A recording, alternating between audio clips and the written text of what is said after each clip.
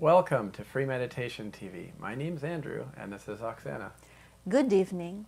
Today we will talk about basics of meditation. It will be like what is episode. So we'll have some terms that we would like to tell you beforehand so you would know what we're talking about. So the first is, what is Kundalini energy? The Kundalini energy resides at the base of the spine and is to start in the potential state. The purpose of our meditation is to raise the Kundalini energy up the spinal column, where it becomes potential energy, and it completes its journey by rising up to the top, and then you feel it as a cool breeze above the top of the head. When you feel the energy Kundalini at the top of the head, you can also feel it in your hands. Kundalini energy comprises of many strings of energies.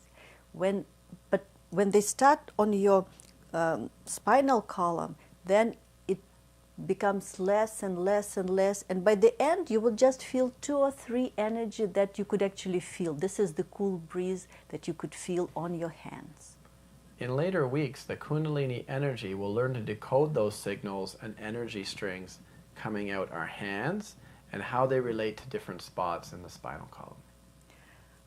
Self-realization is actualization of this Kundalini energy getting from bottom to the top of your head. This is called your yoga, your self-realization. Energy that we feel in our hands is called vibrations. There are 2 types of vibrations. Vibrations of Kundalini energy is felt as cool breeze coming on your hands and on the top of your head. Then there are vibrations that we call tingling or burning vibrations. We call them problems or catches in our chakras. When Kundalini comes to the center and encounters that there is some deficiency, some problem, it creates tingling sensations of the corresponding finger on our hands. That's how we identify vibrations. Once you learn to identify the vibrations, you can work on ways to increase them and also the problem ones to relax and heal. When we feel the vibrations, we're able to enter the state of meditation. What is meditation?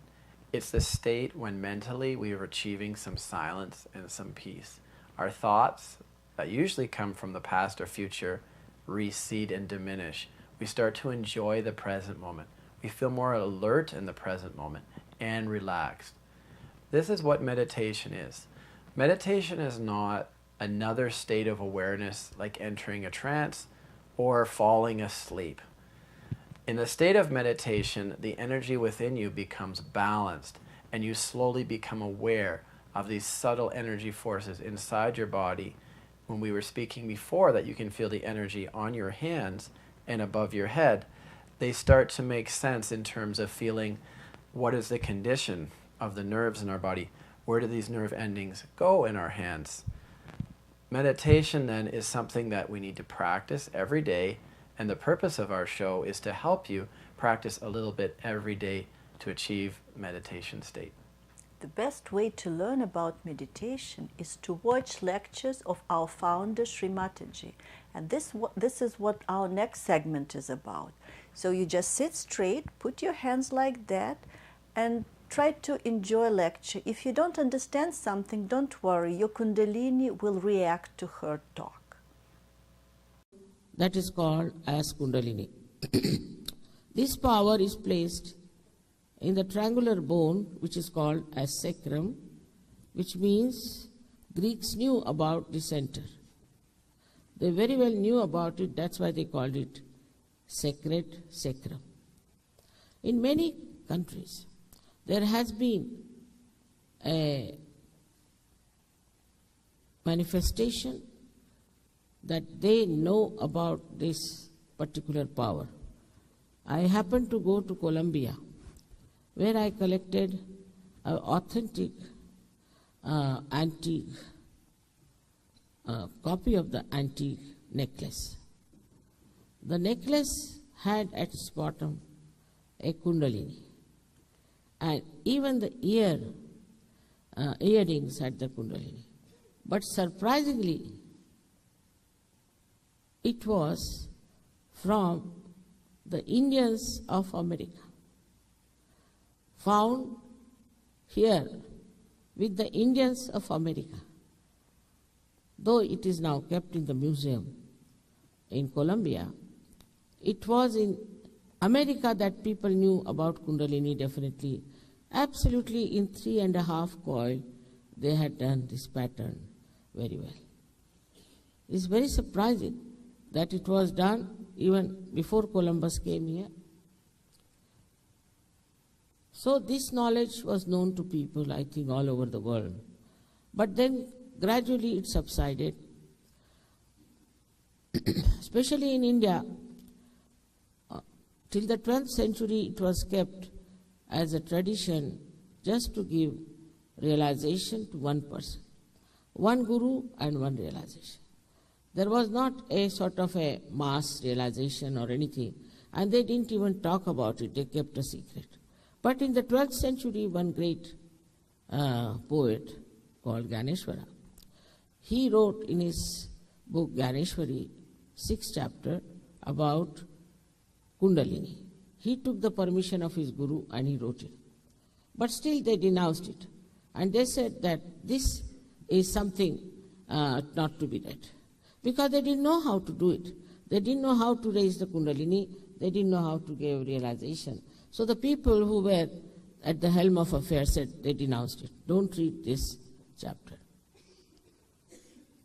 Then in the 16th century, we had many poets in India who have written about it. Guru Nanaka, Kabira, Ramadasa, so many of them have written about this Kundalini awakening. Many then Tantrikas came up who tried to misuse the word and misuse the whole thing and deceive people by telling them false things. There are so many false people who came to your country, and I feel ashamed about them, those who came in this country. But also, you people are to be blamed in a way, because you should have used some discretion. When I came first, you will be surprised, in 72, they asked me funny questions. In Boston, I was there for an interview with the television, and they asked me, not on the television, but before that, how many Rolls Royces you have. I said, I have no Rolls Royce. So they said, are you not in the business? I said, this is no business. This is something else. So they said, we don't believe in a person who has no business, and we'll not give you any chance on the television. People were so materialistic. And they said, you are not taking any money, so it must be something hocus pocus. So superficial they were. I was very disappointed, and I said, I'll never come to this country. And I didn't come for 9 years. Till some people who were here, who got interest, and they told me, Mother, better come now. It's going to be better than what you found it in 1972. So I came here. So one has to understand that it's a living process, and you cannot pay for it. There's no guarantee. There's no guarantee. But if you desire, all of you can get your realization without any difficulty. It's a very simple thing that happens to you.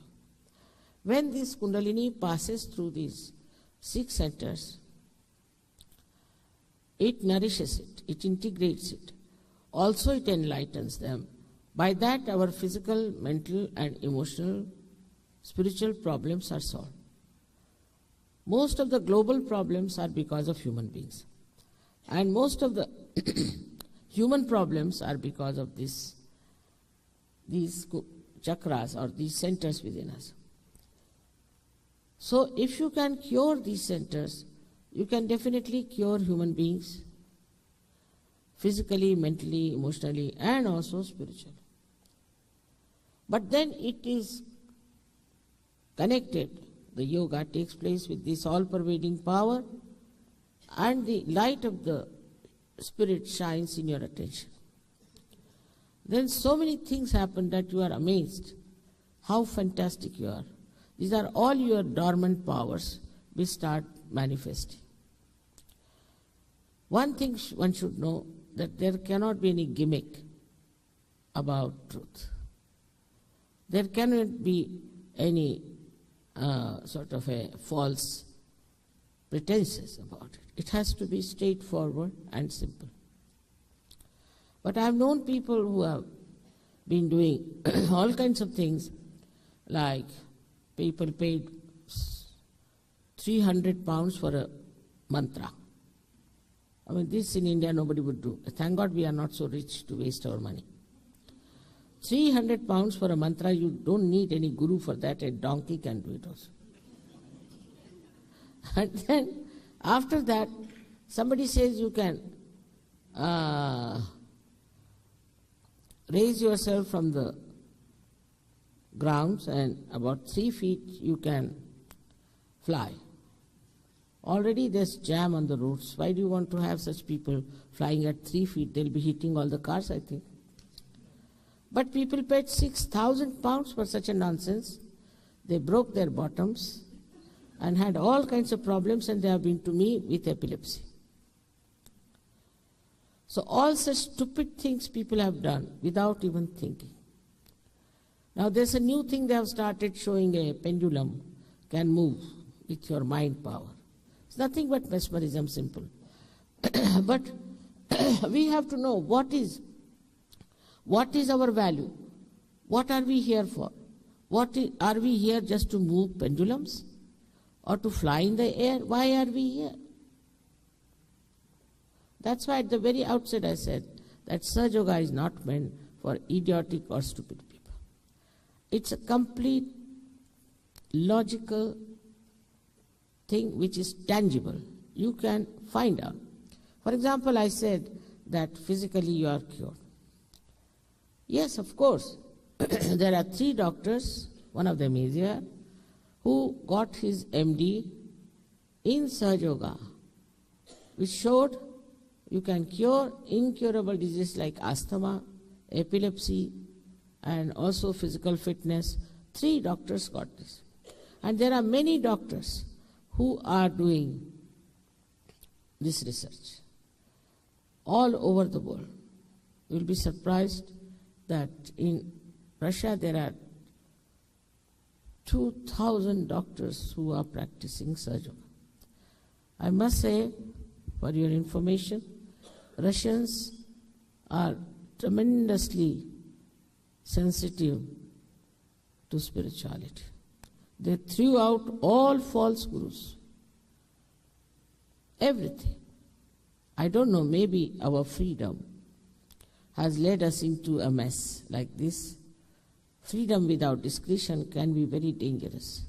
That may be the reason we are now finding lost as far as our society is concerned, as far as our children are concerned.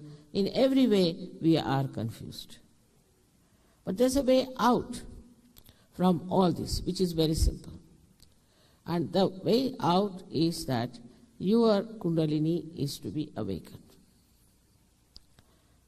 That's very simple, I told you, because it is built in. It's your own power that is going to work it out. No obligation, there's no commitment, nothing.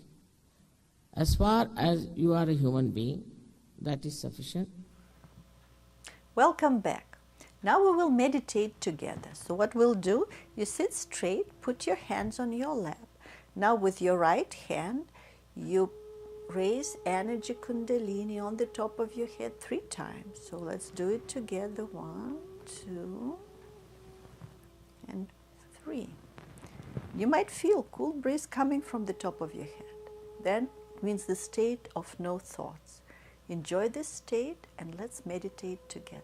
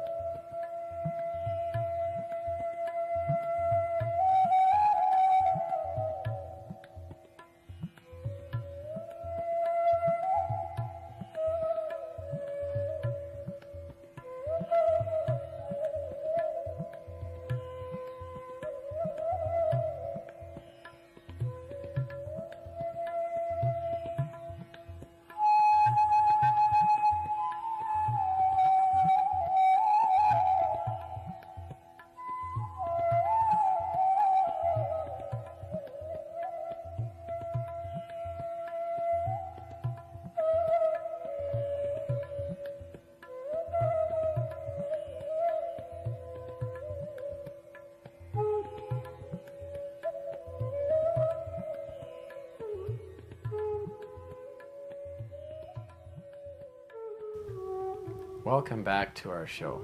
Hope you had a great meditation. Remember to check out our website freemeditation.com, where you'll find more live videos. You'll find local programs that you can visit in your areas with volunteers, people like Oksana and myself. And also, don't forget to subscribe to this YouTube channel and tell your friends about it. We'd really appreciate that. Are there any questions for us to answer today? Yes, we have 2 questions so far.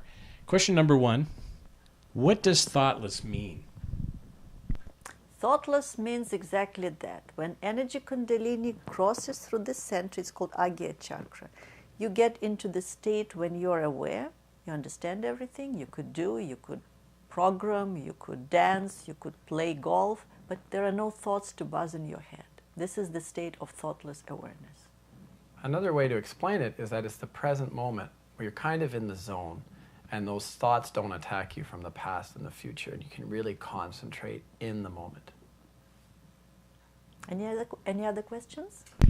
Last question.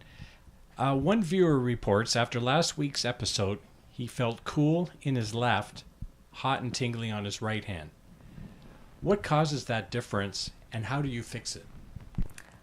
That's a very good question. What it means is that if you work too much, you think too much, you work too much, you overuse your right side, this is the thinking side, the power of action in us, then you could feel a little out of balance. So what we do, you just take with your right hand, you take energy from the left channel and move it to the right. And you could do that 3 times or 7 times, like that. And then you could check your energy. You might feel cool on both hands. Next week, we're going to be talking about the sides of the body, the energy center that controls the right arm, where you might feel hot or cold, and then the other side where you might feel hot or cold, the left channel. So that will be our episode 3 for next week. Thanks for watching, everybody. Goodbye.